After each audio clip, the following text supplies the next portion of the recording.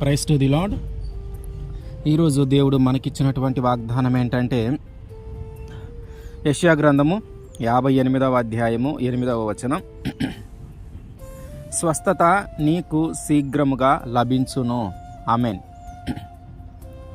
మనము ఎటువంటి వ్యాధితో బాధపడుతూ ఉన్నను, మరణమే మన ముందు ఉన్నను, డాక్టర్లు సైతం ఇక మా వల్ల కాదు అని చేతులెత్తేసినటువంటి పరిస్థితి అయినను, ఒకవేళ అట్లాంటి పరిస్థితుల్లో కానీ మనం ఉంటే దేవుడు మనకేమని వాగ్దానం చేస్తూ ఉన్నాడంటే, నీకు స్వస్థత శీఘ్రముగా లభించును.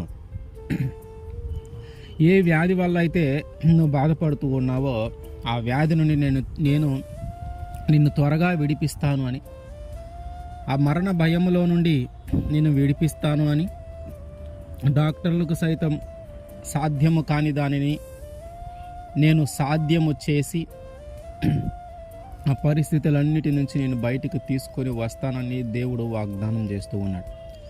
అయితే మనం చేయాల్సిన పని కూడా ఒకటి ఉంది. అదేంటంటే ఉపవాస ప్రార్థన. స్వస్థత అనేది అంత శీఘ్రంగా రావాలంటే, వ్యాధి నుంచి అంత త్వరగా బయటపడాలంటే మనము ఖచ్చితముగా ఉపవాస ప్రార్థన చేయాలి. మనము ఉపవాస ప్రార్థన చేయగలిగే స్థానంలో కానీ లేకపోతే, ఒకవేళ అంత ఆరోగ్యం కానీ మనలో లేకపోతే, మన కొరకు వేరే వాళ్ళైనా, అంటే మన రక్త సంబంధికులు, మనల్ని ప్రేమించేవారైనా మన కొరకు ఉపవాసం ఉండి ప్రార్థిస్తే దేవుడు ఖచ్చితంగా ఆ కార్యాన్ని జరిగిస్తాడు.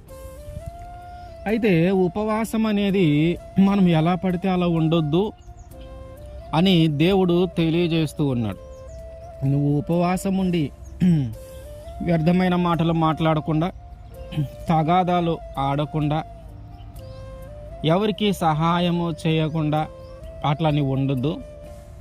నువ్వు ఉపవాసం ఉండాలి అని అనుకుంటే ఖచ్చితంగా వీటన్నిటిని మనం మానుకొని మనం ఉపవాసం ఉండాలి.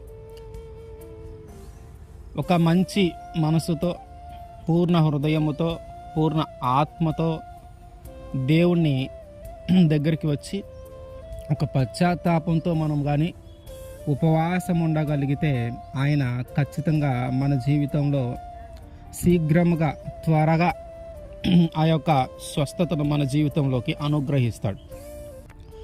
కనుక మనం ఉపవాసం ఉంటే మనల్ని దేవుడు ఖచ్చితంగా ఆ మరణకరమైన పరిస్థితుల్లో నుంచి బయటికి తీసుకొని రాగలుగుతాడు. ఆయన అదే వాగ్దానం చేస్తూ ఉన్నాడు, స్వస్థత నీకు శీఘ్రముగా లభించును అని. కనుక మన జీవితంలో దేవుడు దానిని జరిగించునుగాక. ఆమేన్.